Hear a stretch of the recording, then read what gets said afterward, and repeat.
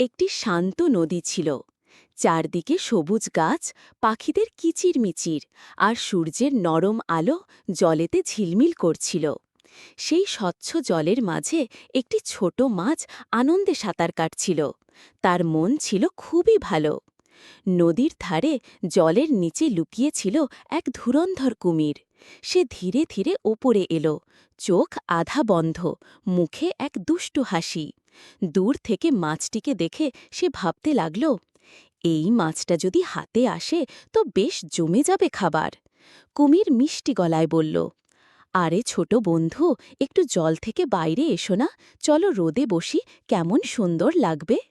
মাছটি একটু চমকে উঠল, কিন্তু সে ছিল বুদ্ধিমতী।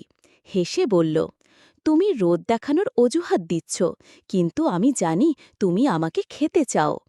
এটা বলে মাছটি সঙ্গে সঙ্গেই গভীর জলে সাঁতরে চলে গেল।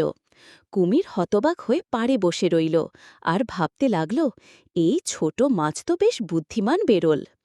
তারপর পর্দায় একটি বার্তা ভেসে ওঠে।